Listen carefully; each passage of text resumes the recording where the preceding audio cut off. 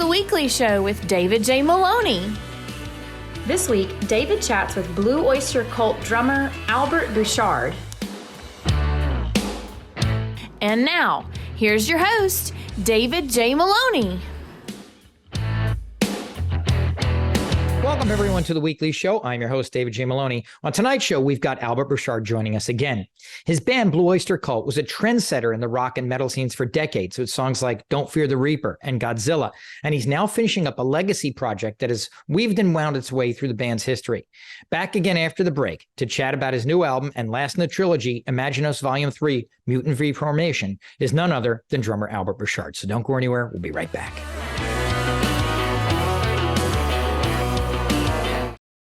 Your next album, Tyranny and Mutation, continued the upward trend for you guys, outselling your debut, as I understand it. I'd like to make our next stop with the band's first gold certified album, Secret Treaties, though. This the first collaboration between you guys and Patti Smith, right? And how did that collaboration come about?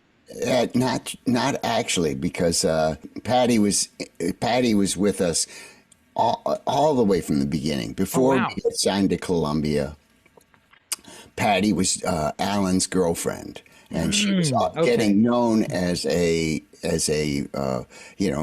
prolific and popular poet. She wasn't a singer. She didn't have a band, but she had written a song with Rick Derringer. When I think she met him through Steve Paul, I believe, who was managing the McCoys. I think it was the McCoys, or maybe it was Johnny Winter. I don't know. He was managing somebody, and Rick was involved in it, and Patti knew him, and he hooked them up, and they wrote a song. Actually, we were working on our second record, Tyranny and Mutation, which followed very closely after the first one. It was less than a year later we were working on that record, and we were practicing in the band house, and it was my birthday. May 24th, 71? Could have been 71 or 72. I'm not sure. But anyway, she gave me a lyric. And she said, Albert, this is for you on your birthday. And, and it was all, she printed out this lyric sheet, and it had like a little drum on it with some hearts and all this. It was very cute, And the song was called The Revenge of Vera Gemini. So, I was so excited. It was a great birthday party, and the next day I got up and I came up with a song, for that thing, and I showed it to Don Roser. When he got up, I think I got up early. I was so excited, and I wrote this song. I showed it to Don, and he goes, "No, Al, it's not. This is not good. This lyric is way better than this music." I'm like, yeah, it's not original. It's not that original. It was actually, You borrowed. Actually, here's what he said. You borrowed. "You got a lot of nerve stealing that Bob Dylan song."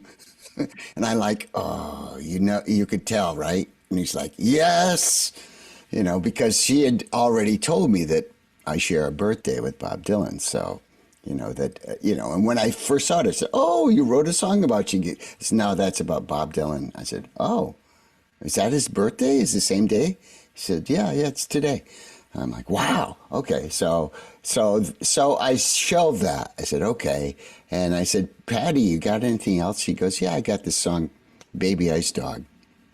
So I wrote something to that, which I stole a bunch of Blues Project licks, apology, Danny Kalb and Al Cooper, but yeah.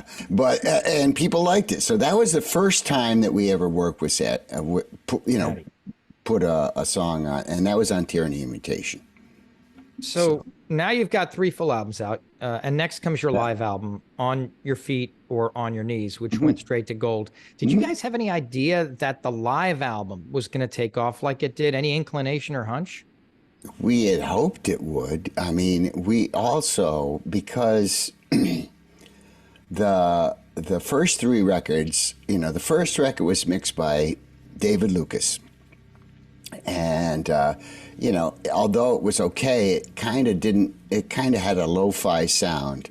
And then the second record was the engineer who worked for Columbia, and I can't remember his name, but it's on the record. But anyway, he mixed the second one, and then he mixed the third one with Sandy and Murray. And by the third record, we'd recorded that in Columbia's 31st Street Studios, which was a fantastic place. It was where Miles Davis recorded a lot of his. It was a big church on 31st Street, and he recorded the record that he made with Gil Evans there, and I think a lot of jazz records were made there, and also some rock records. And while we were there, we were making this record, going, "Oh my God, this record is fantastic! It sounds amazing!" It sounded like. It sounded extremely hi-fi and really great. And then we listened to the final mix and we're like, "Oh, what did you do?" And they're like, "Well, you don't like it? It's great. It's great." We're like, "We hate it." It didn't sound like this. They mixed it while we were out on tour, and we came back and we're like, this was all of our opinions. We're like, this is not working for us. And at the time, we were, I think the second or third Aerosmith record was out. And we said, "Who mixed that?" "Oh, Jack Douglas." So we said, "Okay, you guys can produce this next live record, but Jack Douglas has got to mix it." And of course, when the record was done, when the recordings were made, I was like, "This is terrible." There's feedback throughout the whole thing. It's like we don't even sound that good. We're making all these mistakes because the PA is so terrible. And somehow Jack Douglas made it sound amazing. And so, when we heard what he had done with it, we're like, "Oh my God, we got to work with him forever." Of course, we didn't.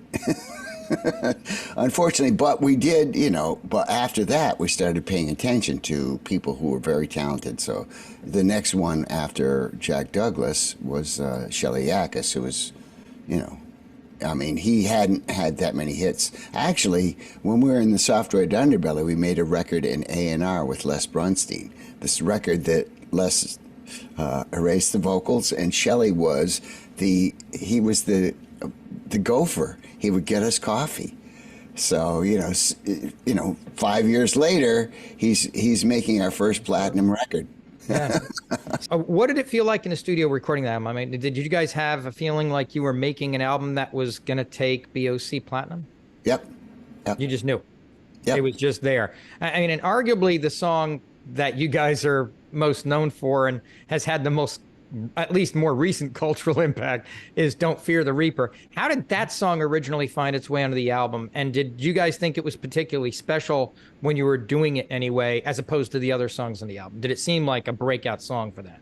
Okay, well, I have to say that I was there right as Don was making it. So, I wasn't with him in the room, but he called me up one night, and I had been working on some songs, and he, for this new record, I'm like, we've got to come up with even better stuff than last time, and it's got to be a little bit more accessible, because this whole thing about trying to be oblique, it may be working against us a little bit. So we decided we wanted to have something that was more accessible, and that's why we brought David Lucas back in, because as a jingle producer, he knew how to please all the people all the time.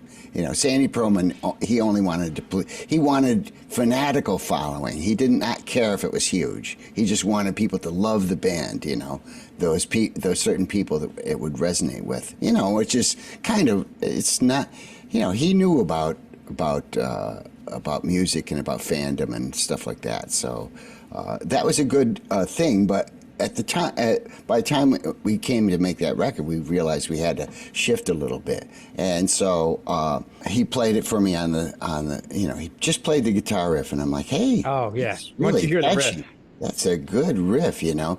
And so he said, "Well, I'm gonna put some vocals on it, and I'll bring it to, you know." I think we were going on the road like 3 or 4 days later. He said, "I'll bring it, and you can hear it, you know. Put it on your Walkman." So I came, you know. I met him at the airport, and he gave me the cassette, and I put it on, and we're flying to Seattle, right? And I'm like, "Oh my God, this is so good. This is really good. This is a hit. This is a hit." He's like, "Well, maybe. I don't know. It doesn't quite fit the group, you know." And there were some people in the group who were like, "This is not us. This is, you know, come on. How am I going to sing this?" You know, and I'm like, "No, I don't care who sings it. This is a hit. This song it's got it." You know, I just knew it was a hit.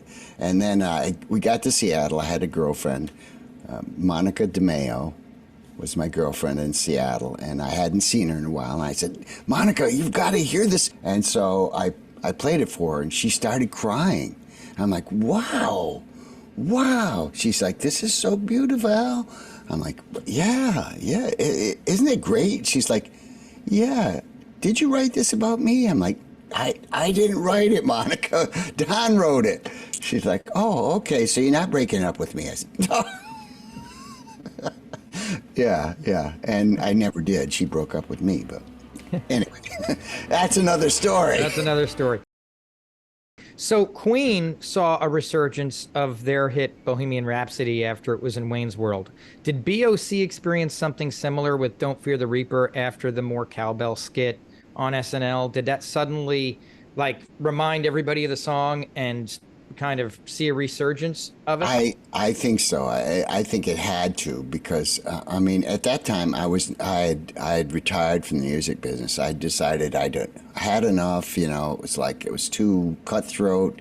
You know, I was estranged from Joe. You know, who was you know, up until that point he was like my best friend all the time. So, you know, we had a falling out over my leaving the band, and so when that came out in 2000, I was working I had been working in a public school as a music teacher for about 13 years, you know, since '87. So, and in this school, you know, I would say, "Yeah, well, I used to be a rock star." And they're like, "Yeah, you used to be a rock star, mister. Why are you in this crappy school?" I'm like, "'Cause I like you guys. What do you think? It's a good gig, you know. Nobody ever tells me how this gig is all messed up, you know, when I come in the door. You know, I come in and you guys are like, you know, it doesn't matter, you know, your parents are on welfare or whatever, and you come in, you say, 'Yo, Big Al, what's up?' You know, I'm like, okay, I like this, you know. I mean, just the eternal optimism of youth. It was a refreshing thing for me. Anyway, none of the kids knew anything about Blue Oyster Cult. We're talking, you know, inner city, you know, mostly African American or Hispanic. And they didn't, it was off their radar, you know.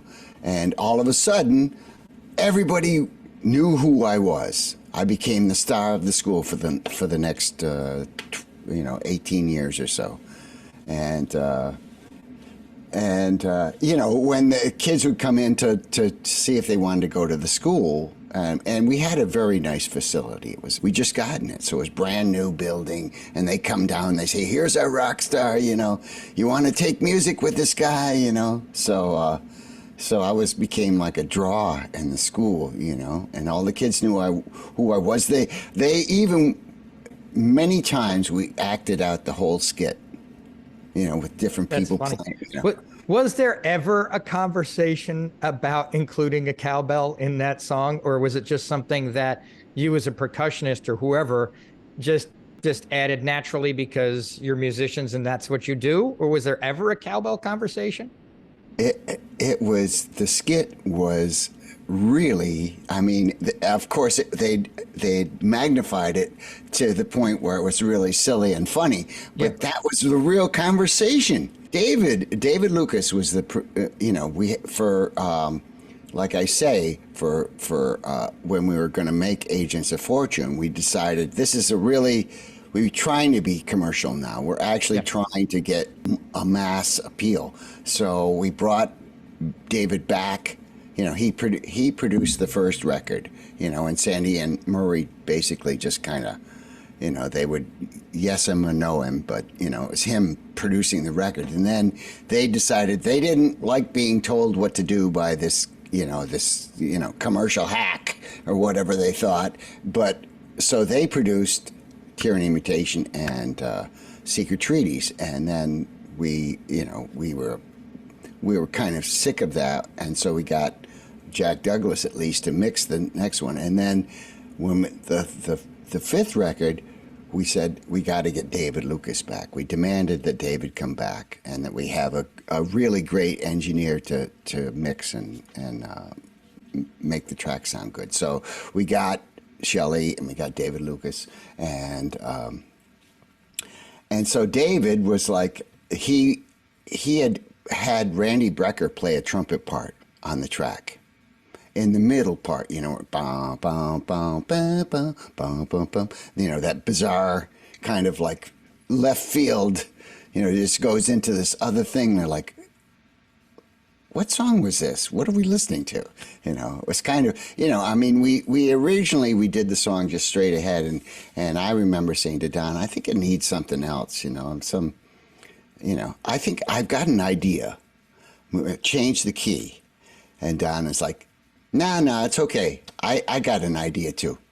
I know what you're saying now. So, a couple days later he comes in with that and I'm like, whoa, well, you took this idea and went to the extreme. So anyway, he had Randy Brecker, famous, great trumpet player, played a trumpet solo in that section. Now, Donald had already played that amazing lead.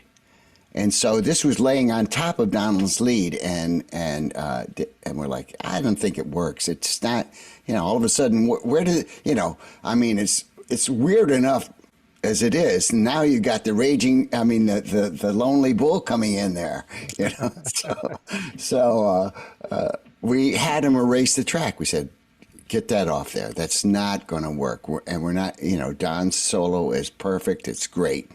And I said, hey, we got an extra track. Let me play a triangle on the middle part. Yeah. What do you mean a triangle? Okay, that's almost as weird as the trumpet. Yeah. I said, no, listen, it's going to fit perfectly. It's going to blend right in. It'll go, boom, boom, boom, boom, shh, boom, boom, boom, boom, ding, boom, boom, boom, boom, ding. So it's there. He let me do it. He said, okay, I'll let you do it, but you have to play cowbell in the verses. I'm like, cowbell? You mean like dunk, dunk, dunk, dunk, dunk, dunk, and he's like, no, just four. I want to hear quarter notes. Ding. And I said, is there something wrong with the drum part? And he's like, no, the drum part is fine. It's just nobody is playing quarter notes. I said, you're right. It's all eighth notes. Do, 1 and 2 and 3 and 4. So he wanted 1, 2, 3, 4 to give it a little relaxation. Mm-hmm. So I said, okay, I'll try it, and I bonk, bonk, bonk, bonk. And I'm like, David, this, we got through the first verse. I'm like, stop. David, it sounds, I don't know what it sounds like in there, but it sounds terrible out here. It sounds like I'm wrecking the song. And I said, how's it sound in there? And of course, Don, Buck Dharma is in the studio. He goes, yeah, it's kind of distracting. And this is what he said. So David said, well, put some tape on it. So I put the tape on it. I play it. And I'm like, I still don't like it. And David says, I really want to hear that. And I said, well, what if I play it with a timpani mallet? I had one in my stick bag, so I took out that. It's kind of softer, and it didn't even sound like a cowbell at that point. It sounded more like a woodblock, but he got that quarter note pulse that he wanted, and I said I could live with that. And Don said, yeah, it's good. So that's how it got on there. And actually, I did it, we stopped at the end of the first verse, and then I said, okay. And then, so I said, okay, well, just give me a track, just give me the whole track and I'll play the whole thing. And David Lucas said, I got another idea, and you put it in later too. yeah. And Don said, oh, I want to play a vibra slap at the end of the solo. So the three of us went out there, we got around one mic and we just did all the percussion, so there's like a whirro,